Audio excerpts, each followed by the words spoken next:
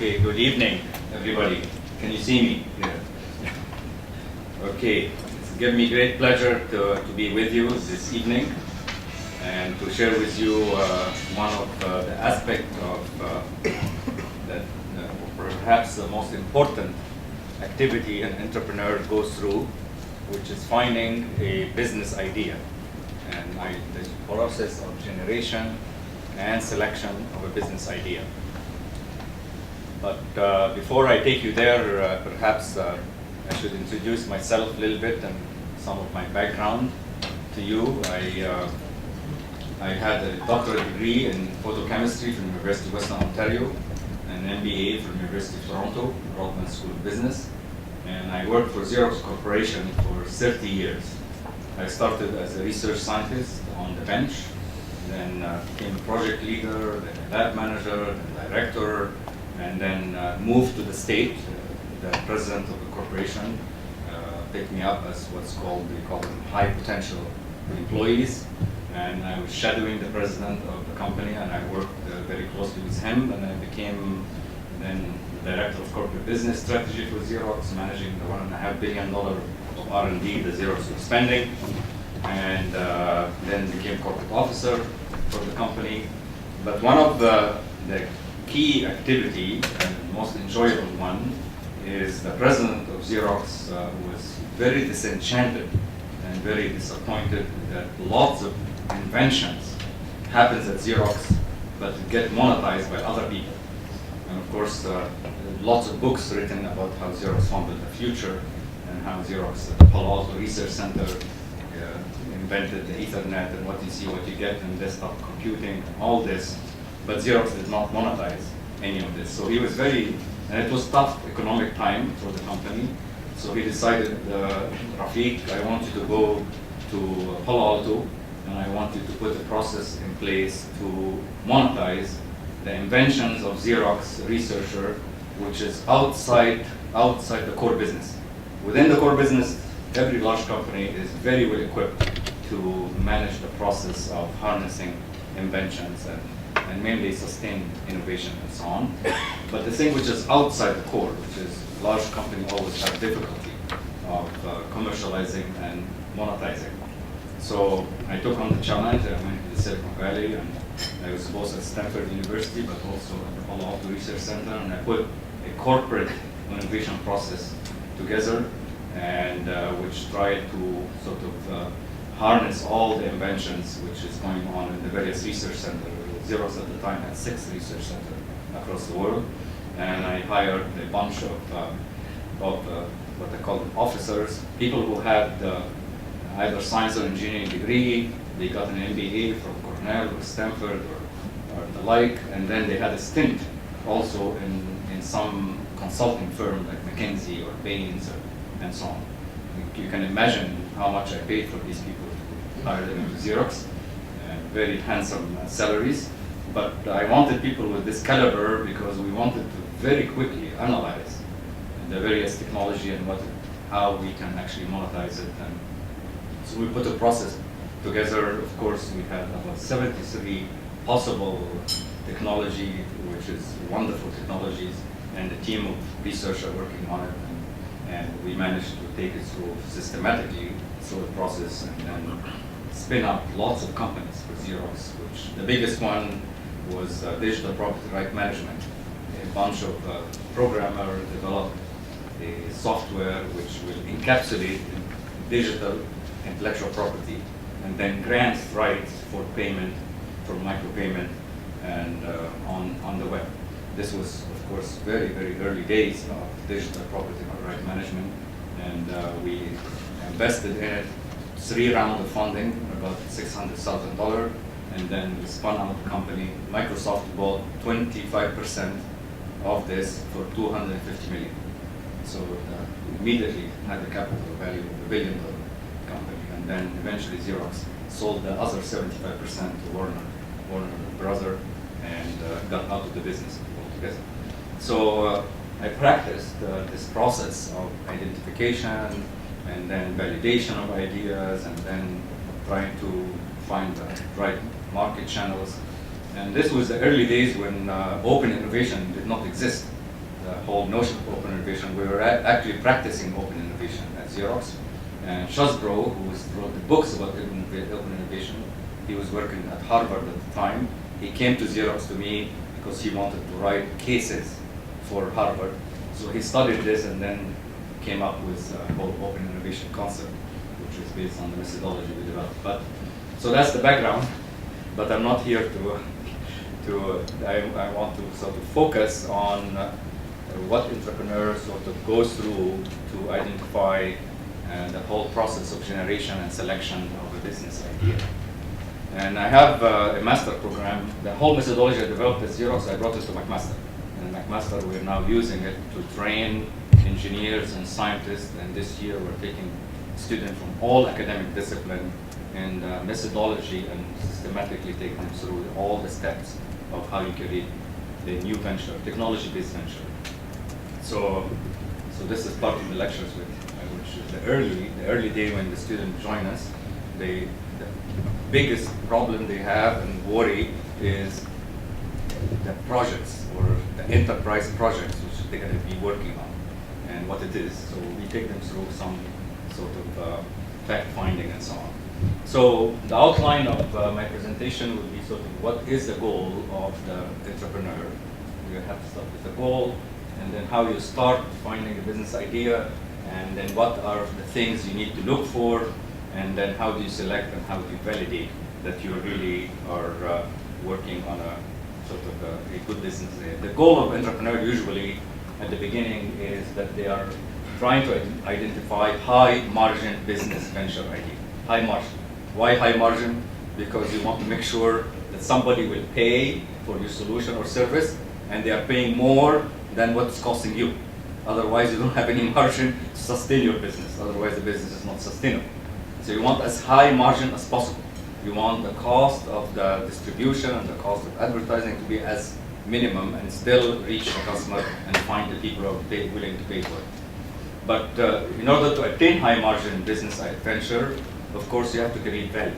The entrepreneur has to be creating value. Somebody has to receive whatever service or product you are offering has value to them that they are willing to pay for it. And the high value creation, for particularly for the entrepreneur themselves, they have to be feeling that they are part of this value creation. So usually entrepreneurs sort of the entrepreneur need to start by looking at their own objectives in life. Because if they don't, they have to search very seriously what is their personal selection criteria. If they have one idea and another idea and third idea, how would they sort of sort through this and choose the one which is most appropriate to them? So the personal criteria is very important, and selecting these personal criteria is essential. Only then that you're really seriously now looking for a good business idea for the entrepreneur.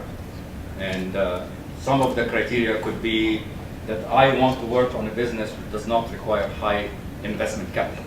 And if it doesn't require, because I don't want to go and raise capital and so on, I'm not good at it, so I want minimum investment possible. So of course that immediately leads you to software development or consultancy services and so on. Automatically, it takes away out, if you're not going to develop, for example, a breakthrough display system, which will require lots of capital and try to sell it.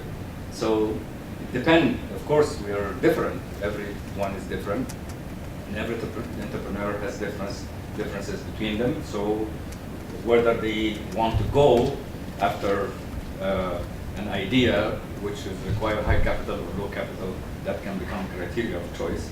They might, some entrepreneur might choose that they want the best idea, which is globally. And some say, I really don't want to travel, and I want to go to Europe, and I want to go all over the world. I just want to be, I'm satisfied to develop my business and be happy in Collingwood, where I can go to the ski hills and ski and have lots of fun as well. So it's a personal choice, which the choice and the criteria then can eliminate various possibilities from being how fast the time to cash, how tolerant they are, and how much willing they sustain sort of sweat equity, how much they want to put of their own effort without being paid until they get cash, and what level of income they are interested in. I mean, some might be interested in only sort of doing something which will leave an impact on the world, regardless how much money they make. Some are interested in having a BMW and a yacht and so on. So that will make sure that if that's your criteria, then you're going to choose something different than another person. So also the type of customers and whether you want to have high competition or not. So searching and deciding what is important for the entrepreneur and what are selection criteria is the first most important realization.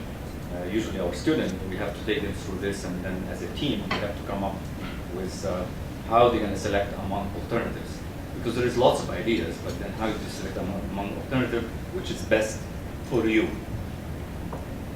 Then the next sort of advice is to begin with people. People. Because if you want to start a business in any particular industry, whether it is high tech or low tech and so on, you choose the industry and you start asking people who are in this industry. You start asking them about the things which is not done well, the things that people are complaining about, the things that they are done badly. So anytime somebody is complaining about something or somebody thinks that's not done, is done badly, there's an opportunity for an entrepreneur to create a solution and then have people pay for that solution if they're really complaining, if the pain of the customer is big enough. So you start with people and start with insider in the industry and start asking about all the various things which is not done well or can be done better, or the things which people are complaining about. The best people in Canada who do this is a company called Wellesley Clover. I don't know if you heard about Wellesley Clover in Ottawa, which is part of Newbridge. Yeah. Wellesley Clover is Terry Matthew created this business incubator. The business is basically a business factory.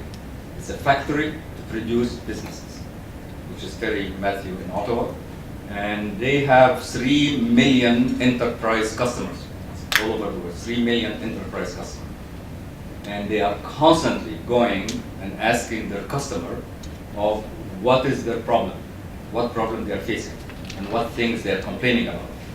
And then they say, okay, you're complaining about this. If we come with a solution, would you pay for it? They say, yes, yes, yes. How much would you pay? I would pay anything to get that solution. So you see, they're using the customer base in the various, of course, they're in the switching and telecom industry. So that's the industry they know most about, and they have a whole huge base of customer. And they are asking the customer directly, what is the problem they have, and how much will they be willing to pay or not. And then immediately after this, they sort through all these, find out which is the biggest complaint and which customers are willing to pay the maximum for if you solve the problem. And they put a team of graduates who are just graduated and they are very, very hungry. They give them only $14,000 a year. $14,000, they want them to stay hungry. They don't want them to be, their bellies to be full. And then they give them equity in the company. They say, if you develop the solution within 6 months, it's a 6 months revenue. Within 6 months, here is the problem, here is the customer, develop the solution, and then the business you will be partnered with the business. They work 24/7, these kids, in order to come up with a solution. And the key metrics is time to revenue. They want revenue within 6 months. Imagine revenue 6 months. So if you have revenue 6 months, you really must be solving a big customer pain. Because the customer does not pay for things except what they need, not for anything else. So the best thing I know of, I don't know, maybe there's other examples in Canada, but Wellesley Clover, they're very clever at sort of finding the big problems, at least in their sector, which then they try to form teams and businesses to solve it. And this way they create, they're actually the business factory, the factory of producing businesses. So there is no, also an entrepreneur, any entrepreneur can do the same. You can find out what, based on your knowledge and so on, and insider and various industries, start collecting what the customer are facing and they're complaining about and willing to pay for. Do you know that how many people in the United States, for example, are using Windows 95? Windows 95, still people using Windows 95. They're very happy, small businesses, they are running with Windows 95. It worked for them. All their legacy information is Windows 95. They don't want to change. And the there's about 10 million people are using the internet, right? And they don't want to change, but they're running into lots of technical problems. They have lots of pain. If you can solve the pain and you can reach them, you can make lots of money. Because, but they're going to pay you $10, $20, something like this to help them solve their problem. The other factor, you can sort of look for trends. The trend, if you have an idea, and some of the trends are very obvious, I mean, and predictable, some are more esoteric. Now we see that, of course, we went through the whole motion wave of digitalization. Everything going digital, and then everything on the web, and everything now wireless, and mobile, and Bluetooth, and everything, e-commerce, e-health, everything is e. And now iPhone, iPad, iPhone, I mean, many I now. And now the wave of G, the green, everything is green. And then, of course, everything's going to become S, sustainability. So there is waves of these things, and some of them might be esoteric, some of them might be real. But you can, if you are in a wave, that's a good thing, and particularly if something which people really want and addressing their need. The other trend you look for is some of the things which are happening in our culture around us, like aging population. All the baby boomers now are retiring, and they're looking for cottages in Muskokas and so on. So immediately the prices of all the cottages go up, and there are also need for leisure and need for various health care. So you find that in Cuba and in India, they're creating special hospitals for people who are from North America for special diseases and so on, to treat them, because it's a fraction of the cost of doing it in the United States. So somebody figured out that this is going to be the trend, and started to anticipate and prepare for it, and so on. And so you look for various trends, marital status, changes in marital status. There is so many people who are single parents. And single parent, of course, the life is tough. And they need lots of support, so you can provide them services and so on, which is affordable. You can also create a good business opportunity for you. One of the biggest things you look for is called market gaps. If there is a gap in the market that you can fulfill. And market gaps are usually created due to some forces, some changes in the marketplace. And a clever entrepreneur, my definition of entrepreneur is a person who can see an opportunity others don't. But that's not enough. To see an opportunity is not enough. You need also to have this ability to marshal the resources to exploit it. When Bill Gates found out that IBM was looking for operating system because they wanted to control the display and the keyboard, and they're looking for operating system, he realized this is a huge opportunity, which is many of the management of IBM did not even see it, but he saw it. But he didn't have an operating system. So he went and actually licensed the lousy operating system just to make the bid and go forward to lock that business for them. So he had the wisdom and the ability to see opportunity which others didn't, but then marshal the resources, find a way to actually fulfill it. And because you have a time window, and within this time window, if you don't respond, the opportunity is gone. So, and various forces like technology change, social change, economic change, political change. I mean, we have lots of political changes happening all over the world nowadays. Many uprising in various countries, and the young people are changing the world right now. So it creates political dynamic. So, for example, I'll give you an example of the economic change. So the meltdown which happened in the financial sectors in 2009 and so on, 2008, what do you think the biggest opportunity in that market was? Can you tell me what you think the biggest opportunity which somebody jumped on it?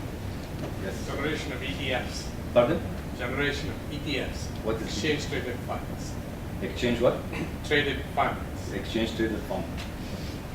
Okay, how about you, Ali? I don't hazard a guess on this one. Yes. Social networking?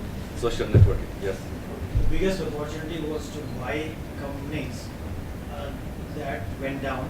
in a Yeah. way. I mean, their market value went down. Yes. But they have lots of assets. Yes. So Yeah. that was Yeah, so if you have capital, you could do that, yes. But somebody saw, yes, Risk management. pardon? Risk management. That's it, risk management, risk management. People who had wealth and had money, they didn't know what to do. They didn't know what to keep their money in the market, take it out of the market. They didn't know that a year from now, whether their capital will be half or will be double of what it is. So people were very edgy what to do with their investment. So somebody came up with insurance. They say, I'm going to insure your fund. Give me 5% of what you got, 5%, and I assure you that a year from now, you're going to get your 95% back, minimum. If the market goes up, you made the money. So they were actually selling insurance on your fund, getting 5%. So imagine somebody's, oh yeah, people are worried, lots of risk in here, and I don't know where the market will go, so let me create an insurance for people. Which is really, they're trying to hedge, people who are trying to hedge against those. So this was the biggest opportunity, billions of dollars which created, right? But insuring and making sure, so you're an actuary in this case, you have to calculate what is the percentage you want to charge to make sure that you're not going to go, you're not going to fold as well. So actually people immediately jumped into the insurance business and they were insuring people from.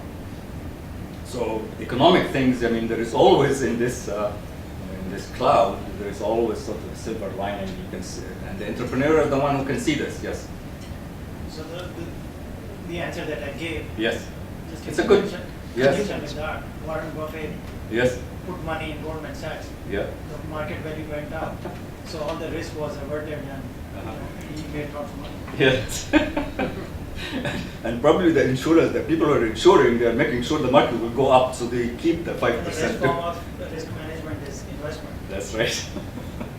So there is always, of course, political situation and so on also create opportunities and the like, and social changes. Social changes create, and technology is obviously the biggest, always sort of the leading of market, which is obvious when the web came, changed everything, and then when wireless technology and iPad and now mobile, and everything's mobile. And as you can see, technology usually used to take the electricity. It took from the invention until 50 million people were using it for 6 years. Do you know which street in the world was the first street in the world to be electrified that had light from electricity? Do you know that? Hmm? Young Street. Young Street? You know? In Kitchener, Waterloo, the first. And of course, this is in electricity and light bulbs and the telephone. All of them are Canadian inventions, invented in Canada. But who makes money on the end? So, but now, as you see, with the PC only takes 16 years until 50 million people. The mobile phone only 16 years. The web, and now the iPhone, and all this is taking over. So technology, new technology is born. It makes the old technology obsolete, and then a pent demand occur, and then an entrepreneur comes satisfied, and they jump on it, and then they. But you have to be in the right time, the right wave, and move with the wave. And, now, this is my favorite slide in this whole presentation, because it talks. There was a study which is done about the best sources of a business idea that was commercially successful. The best sources. After many ideas and people spent lots of time on it and lots of money, and then they looked at the ones which succeeded on average, and they found that the highest percentage of success is from ideas which came from prior jobs. So somebody was working, and then they left the company and started their own. And then you find that the probability of success is very high for these people. I'll give you two examples. One example is Dr. Doug Barber, who is a distinguished professor at McMaster, who used to work for Westinghouse, him and in Hamilton, and Westinghouse decided to close the research lab. And they closed it and moved to the state. So him and other various engineers, they were working on a chip, on an integrated chip, and this chip was to for military purpose to increase the signal to noise. So they collect lots of noisy signal and they wanted to extract the signal from the noise. So they were working on this and they were refining it and so on. So they decided to ask Westinghouse to license this technology to them. And Doug Barber had a problem, hearing problem. So he said, I have a hearing problem. Every time I put this device in my ear and I want to hear, I keep increasing the volume, but I also am increasing the noise, and I can't hear anyway. So he said, why don't I put this chip in the hearing aid device? So they put this chip to increase the signal, reduce the noise. Boom, 75% market share, and became $300 million revenue company. Again, from prior shop. Why? They thought there is a problem, and they had the capability to solve it. There is a problem, and they had the capability to solve it. Another graduate of McMaster, Mark Janoska, who went and worked for Newbridge, which is Terry Matthew in Ottawa, and he was a graduate in electrical and computer engineering, and he was doing the architectural design of chips for Terry Matthew in the telecom area. And they go and talk to the customer, collect the requirement, and then they design the chip, they send it to the foundry produce it comes back, they test it, then they find there's something wrong, they send it again, they redesign it and so on. So he was doing this a lot and talking to customer, getting the requirement, and found out that the customer, they were saying, what are you interested in? So I'm interested in all these things. But also I'm interested in video signal and separating the video from voice signal and compressing this different than this and so on. I said, oh yeah, we can do that. So they went, asked their management, can we design this chip? And they said, why? There's no need for it. There's no need. They said, okay, but the customer is asking for it. They said, how many customers? And they said, no, you're wasting your time. Go and design the chips, which is the majority of the customer want. So they decided to leave Newbridge, and they went to Terry Matthew and said, we're leaving. He said, what are you going to do? He said, we're starting our own company. What are you going to do in the company? We're going to design this chip which is going to separate and compress the video, and which is called extreme packet. He said, I'm going to sue you. He said, sue us. We don't have any money. What are you going to get? We have nothing, right? He said, okay, I'm going to put $1 million in your company. And he put $1 million in the company. They started going to customer, getting letter of intent. If we produce a chip of this specification, would you buy it? And how many and at what price? With various letter of intent, which is, letter of intent is almost like cash, it's a value, has a value, so they go to the bank and raise $10 million. Did they need the $10 million? They didn't really need it, because they are architects, they are designing and architecting, and they're going to send it to foundry. But they needed the money to prove to the customer that they're going to be around on the long term. They are not just overnight thing. They hired the CEO, they start getting lots of orders, and then in 6 months, Cisco came and bought them. Cisco came and bought them for $370 million.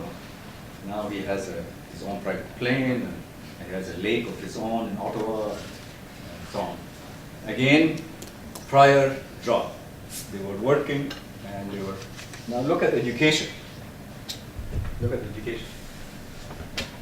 Institution, which is the probability of an idea or technology coming to the university and succeeding in the marketplace is very low.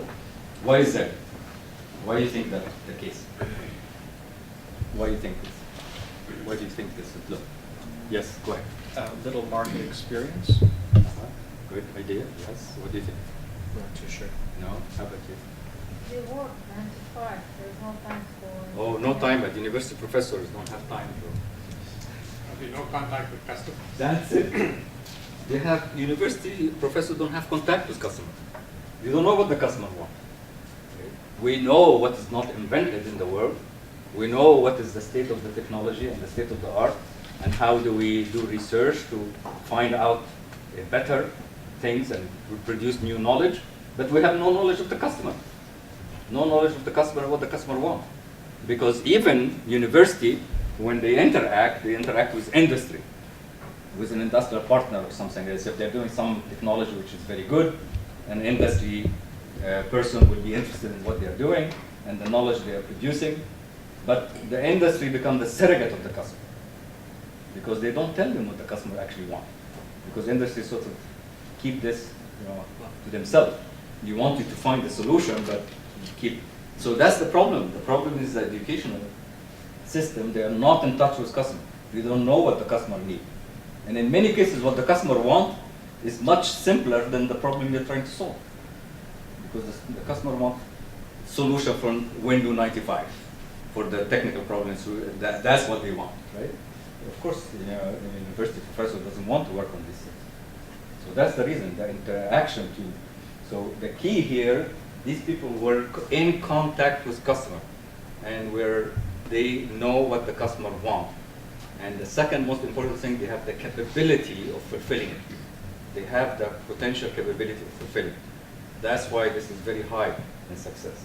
So if you had worked somewhere and you had certain capability and you were in contact with customer, there is a high probability that if you satisfy that customer need, it will create a good business success as well. Of course, personal interest as well is another chance and so on for all. So, what make a difference then if you have one idea versus another? If the idea is a market pull, there is a customer who have a big pain and they are dying for somebody to solve it. And if you solve it, then they will pay you for it. Then this is exactly what the Clover does. They find the customer and what they want, and then they solve it for them. That's called market pull. If you have a market pull, it's very, very easy. The customer is waiting, and it's quick time scale to get to revenue and so on. Large companies, on the other hand, and universities like to do what's called technology push. Technology push, I have something which is nobody else done before.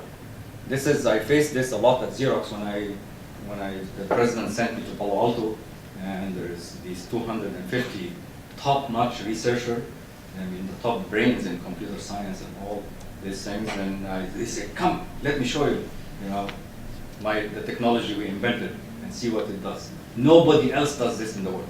We are the only one. I say, okay, very good, and then what can you use it for? What you use it for? What the customer uses it? What does it do? What is it good for? It's not important. What's important that it is the only one in the world, and it is the fastest or the better and so on. So when you start focusing their mind on what technology does and technology in use, what is the use of it, then you get different kind of conversation and you start. So technology push usually take long time and very difficult to market because the customer doesn't even, but of course large company has the capacity and the muscles to create the need as well through marketing and all this stuff. You can create the need, but it takes time and takes lots of money. The in between is this unfulfilled need. If there is a market gap for some reason, then and you respond to the market gap, and usually it's easier to get to the market, and then the time scale might be medium. That's what. Another thing to what make a difference, a big difference. Anybody read the Blue Ocean Strategy and so on? Blue Ocean Strategy and Clayton Christensen, the Innovative Solution, because of Dilemma. So, anybody? No? Okay. You did? Yeah. So, does this work?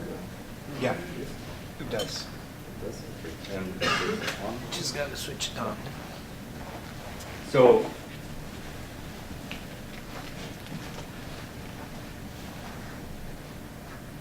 So if you look at technology and market, and this is sort of the existing technology, existing market. Of course, all the companies are competing in this area. IBM against Siemens and Xerox against Canon. All of them are here. They develop a basic core technology, and they are competing and serving the customer in this area. And any improvement, of course, engineering, all these companies are super at making things better, making it faster, making it cheaper. So now we have Windows 7, and now we're going to be Windows 8. And all the capability and the feature, whether the customer wants it or not, it is the engineers are keep making it better. And of course, sometimes they overshoot, of course, what the market wants. But this area, now let's suppose you have an invention or an idea, which is a better mousetrap. better mousetrap than the incumbent. We call this area the Red Sea. If you go here, there's lots of sharks, and they have a feeding frenzy. And you go in, blood will be all over the place. So if you have something which is better mousetrap, probably the best path is to license it to incumbent. The incumbent always sort of win in these cases. But the best is to find yourself in these two areas. These two areas are what's called the blue ocean. Blue ocean because you're swimming alone, and the competition is irrelevant. Irrelevant. One is called the low-end disruption, that you're coming with some technology which is able to do what the customer wants in a much simpler way and maybe even cheaper way, and you're addressing a set of customers which are usually ignored by the incumbent. So this is called the low-end disruption. Of course, the biggest example of this low-end disruption, which is again from Hamilton, which is the steel industry. A couple of engineers, they invented a way and created the furnaces that can melt steel. Furnace at very high temperature melt steel. So they were producing steel through these furnaces they designed from scrap. The scrap, people were giving it for free, almost. You collect it for free, and they were producing steel, but the steel, of course, had lots of garbage in it, plastic and so on, and all this garbage. So they said, okay, which segment of the market doesn't really care about the quality as much? They said, oh yeah, the rods, you put them in concrete for building. Really, the important thing is that they're reinforcing the concrete. So let's go in this segment and sell our product in that particular segment. So they were producing this steel through the scrap. So their technology, which is the furnaces, for 1/3 the price, the cost is 1/3 of the price of the incumbent. 1/3. So they priced it in the market at 2/3. Right? So the incumbent, in order the incumbent keep selling it, at their price, they're losing. They're losing money. So what do you think the incumbent will do? If you are a Stelco and so on, and somebody's coming and selling the thing at 2/3 of your cost, 2/3 of your cost, are you going to keep producing and selling and losing money? Or what are you going to do? Well, buy them out. They're not selling. Adopt the technology. Why? They have patents, and they're going to block you. If you practice it, they're going to sue you Get for out of infringement. business. Huh? Get out of business. Exactly, right. The incumbent walks away. They say, okay, in this segment anyway, the margin is so low, the margin is so tiny, let's leave it. We don't want to lose money. So they walk away. Of course, they're making now 100% margin, these people. What they're going to do? Let's pump the margin into improving the technology and improving the way let's go now after the higher margin segment. What the incumbent would do? Walk away again and walk away again. That's why it's called blue ocean, because you make the competition irrelevant. We have a professor at McMaster who he was traveling, and he looked at this very large area video display, which you find them in malls outside, and they are using LED, and also at football games you find these $1 million displays, which is showing you the game as it's going, but on a large screen. So he realized that all these displays are LED, liquid light emitting diodes, red, green, and blue, which form each pixel. So you need thousands of these, and each one of them is driven by a high voltage power supply, so it's consuming lots of power. And the resolution is determined by the size of the LED. So he said the resolution is determined by the size of the LED, lots of power consumption, and lots of LEDs. And so the probability that some LED will fail is very high as well. So he said, how about if I bring all these LED to the back, and I will send 10 fiber optics from each one of them to the front. 10 fiber optics is non-technology, very non-technology. I'm going to send 10. So now I increase the resolution by a factor of 10, and cut the number of LED by a factor of 10, cut the number of power supply by a factor of 10, but I need also the failure was predominantly by turning on and off, turning these LED on and off. You say, I'm going to keep the power on all the time. I'm going to keep it on all the time. I'm going to switch only by liquid crystal shutters, with liquid crystal shutters. Liquid crystal technology, well proven. Fiber optics, well proven. LED is already well proven. So he cut the power by factor of 10. He cut the number the cost, and increase the quality, increase the resolution and the brightness. That's a low-end disruption. What do you think the people, like Arco and so on, who are selling these things, what they're going to do if you enter the market? They have either to buy it from him or they have to get out of the market.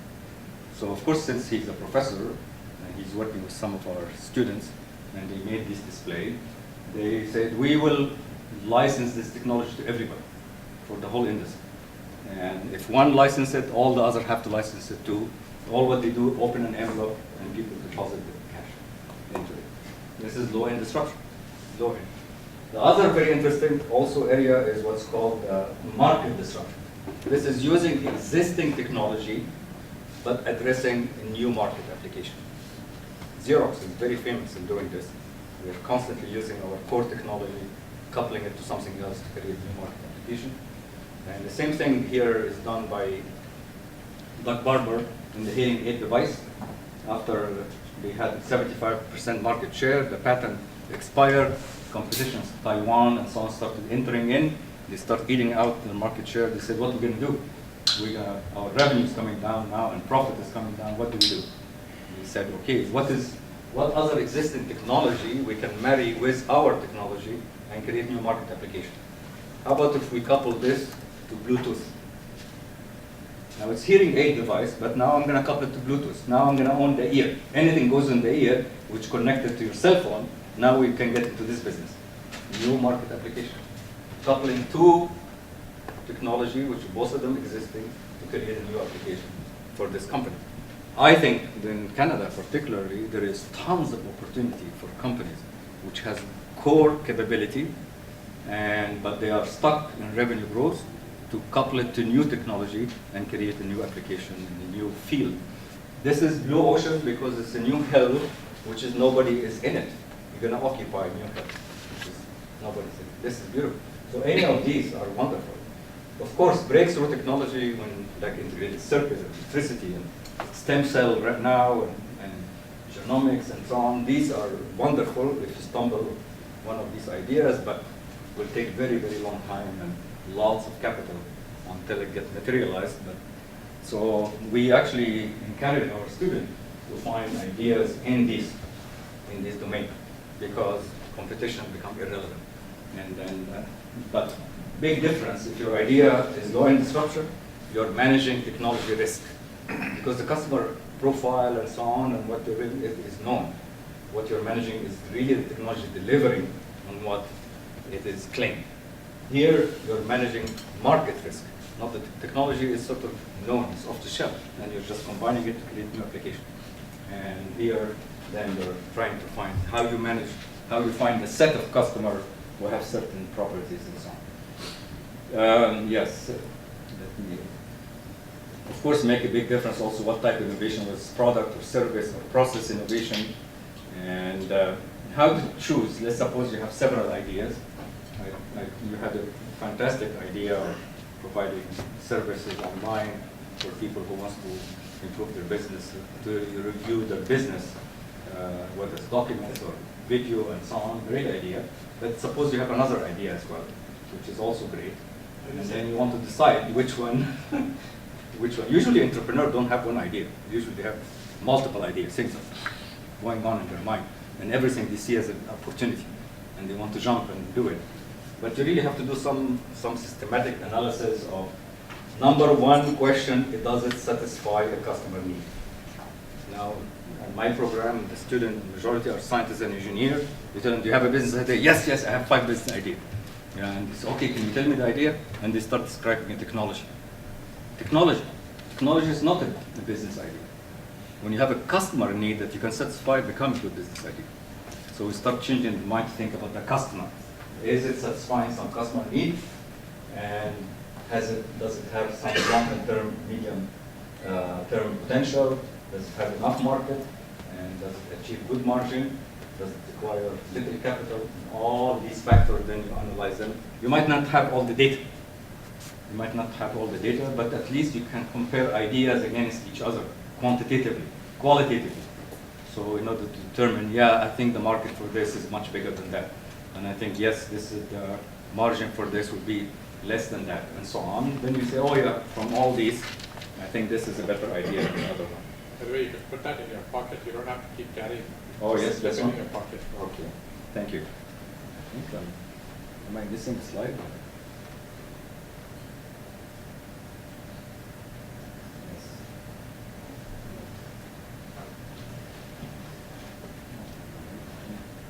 Okay, I think I'm missing the slide about validation. How to validate.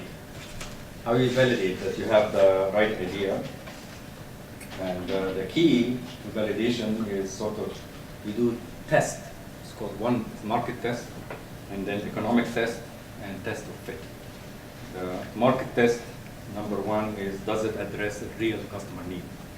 If it doesn't address a real customer pain, and usually that's why the venture capitalist looking for people who have what's called pain, you have a painkiller, not a vitamin, painkiller. If you have a painkiller, if you have a pain and I have the painkiller, you will buy it or not? Yes. But if say, okay, I'm going to sell you this vitamin, and you're going to live 3 weeks longer in your life and so on, would you buy it from me or not? Maybe, or something like this, or your hair will not fall, or something. So people only buy things which is really, they have true pain. It's causing them pain, and then they will buy. So you look, does it really address a real customer pain, and present or in the future, because it could be future, and is the opportunity large enough? Is the opportunity large enough? Because your investors will not invest if you have an idea which is you're going to generate $100,000 a year or something from it. They're looking for the 100 million. Otherwise, the investor will not be interested. And is competition few? If you have lots of competition, you're going to have a hard time to sort of manage through it and so on. And do you have a patent or have clear right to use, that you can use your idea without somebody suing you? And usually, if you have a very, very good idea and eventually you succeed in the market, for sure people will sue. Somebody will come up and try to sue you. And then, of course, RIM and everybody, once you make lots of money, everybody wants to come and get a piece of it. The economic test is it economically viable? Is the margin high enough that will cover, all your expenses? And if the whole solution is viable, the whole solution, because you might be able to do part of it, but can you reach the customer? And the biggest problem I found in many incubators, lots of startup companies, their biggest problem is actually reaching the customer. They have a fantastic solution, it solves real problem, but actually finding the customer who's going to buy it become the biggest problem for them, which is the channel. The channel itself become a problem. So you have to think through that, how you're going to reach the customer. And then finally, and most important, is the team qualified and motivated. You have a team of people. Because the entrepreneurial stuff, you have a passion. You have to be passionate about it. And then you have to enlist resources to work with them to satisfy that need. So with this, I don't know whether I exceeded my time or not, but the conclusion is venture idea comes to you easily once you have the mindset to look for it. And there are many sources of gathering opportunity business idea. And the most important thing that you are really satisfying some customer need, whether obvious or might be in the future. And so I will leave you with that, and then my colleagues probably will also elaborate further with examples. Thank you so much.